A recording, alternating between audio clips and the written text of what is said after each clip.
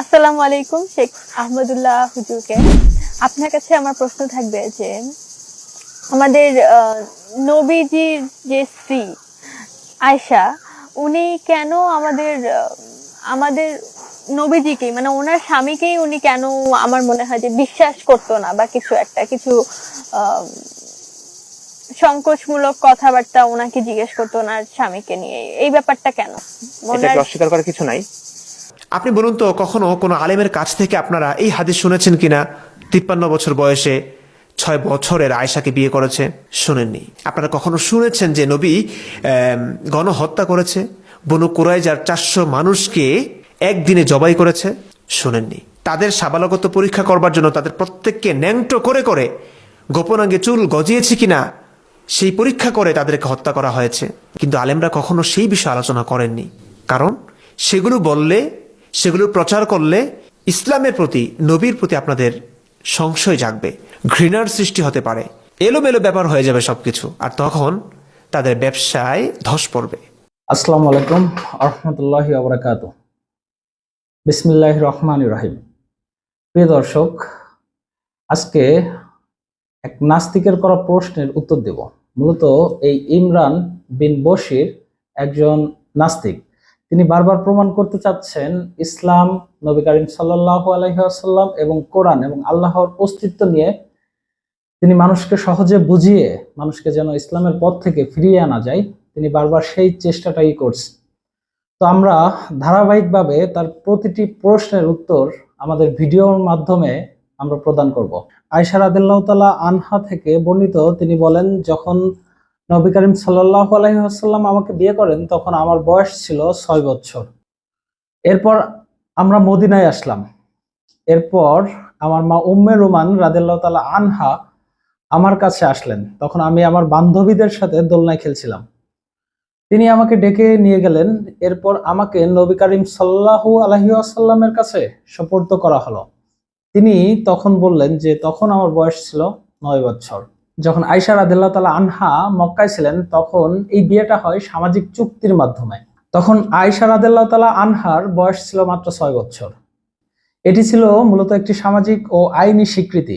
মদিনায় হিজরতের পর 9 বছর বয়সে তিনি নবী করিম সাল্লাল্লাহু আলাইহি সাল্লামের ঘরে প্রবেশ করেন এবং তাদের দাম্পত্য জীবন শুরু হয়। হাদিসের বর্ণনা ভঙ্গি অনুযায়ী স্পষ্ট যে আয়েশা রাদিয়াল্লাহু তাআলা আনহা এই হাদিসটি তিনি নিজেই বর্ণনা করেছেন এবং এছাড়াও প্রায় 2000 হাদিস তিনি নিজে বর্ণনা করেছেন। মূল বিষয় হচ্ছে, তৎকালীন আরবের গরম আবহাওয়া এবং মরুভূমি অঞ্চলে মেয়েরা 9 থেকে 12 বছরে সাবালিকা হতো এবং পরিপক্ক হতো। কিন্তু বর্তমান সময়ের মেয়েরা এবং তৎকালীন সময়ের মেয়েদের মধ্যে যথেষ্ট পার্থক্য ছিল। বর্তমান সময়ে যেমন আমাদের মেয়েরা 15 থেকে 20 বছর, 18 থেকে 20 বছরে সাবালিকা হয় বা পরিপক্ক হয়, তৎকালীন সময়ে আরবের মেয়েরা 9 থেকে 12 বছর বয়সের মধ্যে সাবালিকা হয়ে যেত। সুতরাং এই হাদিসটি থেকে বোঝা যায় তার সাথে কোনো জোর জুলুম বা নির্যাতন করা হয়নি। নবী করিম সাল্লাল্লাহু আলাইহি ওয়াসাল্লামের প্রতি তিনি যথেষ্ট খুশি ছিলেন।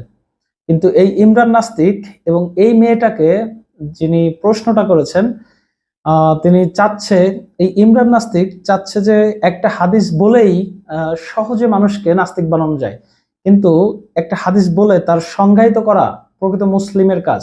ইমরান নাস্তিক একজন প্রখর মুসলিম বিদ্বেষী এবং পৃথিবীর অন্য কোনো ধর্মে তার কোনো মাথা ব্যথা নাই, মূলত ইসলাম নিয়েই তার যত মাথা ব্যথা। আর নাস্তিকদের মূল কারণটাই হচ্ছে ইসলাম। এরা অন্য কোনো ধর্ম নিয়ে এদের সেরকম মাথা ব্যথা নাই, যদিও তারা অন্য কোনো ধর্ম বিশ্বাস করে না, তারপরও পৃথিবীতে অন্য কোনো ধর্ম নিয়ে এদের কোনো মাথা ব্যথা নাই। মূল কারণটাই হচ্ছে এদের ইসলাম। ইসলাম থেকে যত দ্রুত মানুষকে সত্য থেকে সরাতে পারবে তত দ্রুত এরা সফল। চলুন জেনে নিই নবী করিম সাল্লাল্লাহু আলাইহি ওয়াসাল্লাম 400 মানুষকে হত্যা করেছিলেন কিনা, মূলত এর পেছনে কারণ কি। সহিহ বুখারী শরীফের হাদিস। রাসূল সাল্লাল্লাহু আলাইহি ওয়াসাল্লাম সাদ ইবনে মুআজ রাদিয়াল্লাহু তাআলা আনহুকে ডেকে পাঠালেন। তিনি আসলেন। রাসূল সাল্লাল্লাহু আলাইহি ওয়াসাল্লাম বললেন, এরা বনু কুরাইজা আপনার ফয়সালা মেনে নেওয়ার জন্য রাজি হয়েছে। তখন সাদ রাদিয়াল্লাহু তাআলা আনহু বলেন, আমি ফয়সালা দিচ্ছি যে তাদের মধ্যকার যোদ্ধাদের সক্ষম পুরুষদের হত্যা করা হবে এবং তাদের সন্তানদের বন্দী করা হবে। তখন নবী করিম সাল্লাল্লাহু আলাইহি ওয়াসাল্লাম বললেন, আপনি তাদের ব্যাপারে সেই ফয়সালাই দিয়েছেন যা স্বয়ং আল্লাহ তাআলা 7 আসমানের উপর থেকে দিয়েছেন। মূলত এই হত্যাকাণ্ডের কারণ কি? মদিনা সনদে স্পষ্ট বলা ছিল যে বাইরের কোনো শক্তি মদিনা আক্রমণ করলে মুসলিম ও ইহুদিরা মিলে মিশে তা প্রতিহত করবে।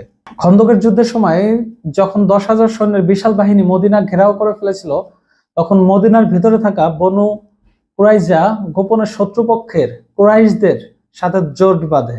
তারা পরিকল্পনা করেছিল যে যখন মুসলিমরা সামনের দিক থেকে কুরাইশদের সাথে যুদ্ধ করবে, তখন তারা পেছনের দিক থেকে মদিনার নারী ও শিশুদের উপর আক্রমণ করবে। এটা ছিল একটি স্বাধীন রাষ্ট্রের বিরুদ্ধে সরাসরি চরম রাষ্ট্রদ্রোহিতা। বনু কুরাইজার এই বিশ্বাসঘাতকতার ফলে মদিনা রাষ্ট্র এবং মুসলিমদের অস্তিত্ব পুরোপুরি বিলীন হওয়ার উপক্রম হয়েছিল। তারা যদি সফল হতো তবে মদিনার ভেতরে কোনো মুসলিম জীবিত থাকতো না। যুদ্ধের এই নাজুক সময় কোনো রাষ্ট্রই তার ভেতরে থাকা শত্রুকে ক্ষমা করে না, কারণ এতে ভবিষ্যতে আরো বড় ধরনের বিপদের আশঙ্কা করা হয়। এটি একটি অত্যন্ত গুরুত্বপূর্ণ পয়েন্ট। বনু কুরাইজার লোকেরা নবী করিম সাল্লাল্লাহু আলাইহি সাল্লামের পরিবর্তে তাদের সাবেক মিত্র সাদ ইবনে মুআজ রাদিয়াল্লাহু তাআলা আনহুকে বিচারক হিসেবে বেছে নিয়েছিল। বাইবেল বা তাওরাত, সেখানে স্পষ্ট উল্লেখ ছিল যে কোনো শহর জয় করার পর সেখানকার পুরুষদের হত্যা করা হবে এবং নারী শিশুদের বন্দী করা হবে। সাদ রাদিয়াল্লাহু তাআলা আনহু মূলত তাদেরই ধর্মগ্রন্থের বিধান অনুযায়ী এই রায় দিয়েছিলেন। কোন ধর্মগ্রন্থের অনুযায়ী? ইহুদিদের ধর্মগ্রন্থের অনুযায়ী সাদ রাদিয়াল্লাহু তাআলা আনহু মূলত এই রায়টাই দিয়েছিলেন, যা বনু কুরাইজারা মেনে নিতে রাজি ছিল, কারণ ইহুদিরা আগাগোড়া বিশ্বাসঘাতক। নবী করিম সাল্লাল্লাহু আলাইহি সাল্লাম সাধারণ ক্ষমা ঘোষণা করতেন, যেমন মক্কা বিজয়ের সময় করেছিলেন, কিন্তু বনু কুরাইজার ক্ষেত্রে কোনো ক্ষমা ছিল না। মূলত এই শাস্তির মূল কারণ ছিল চরম বিশ্বাসঘাতকতা, নিজেদের ধর্মগ্রন্থ অনুযায়ী বিচার এবং রাষ্ট্রের নিরাপত্তা নিশ্চিত করা। তাও ইসলাম গ্রন্থ দিয়ে বিচার করা হয়নি, ইহুদিদের বিচার করা হয়েছিল ইহুদিদের ধর্মগ্রন্থ দিয়েই। আর তখন নবী করিম সাল্লাল্লাহু আলাইহি সাল্লাম এর সাথে কোনোভাবেই সংসম্পূর্ণ ছিলেন না, এবং নবী করিম সাল্লাল্লাহু আলাইহি সাল্লাম সবসময় ছিলেন যুদ্ধের ময়দানে নারী পুরুষ গাছপালা কাটার ব্যাপারে সচেতন, এবং তিনি সব থেকে বেশি মানবতার দিকটা বেশি দেখতেন।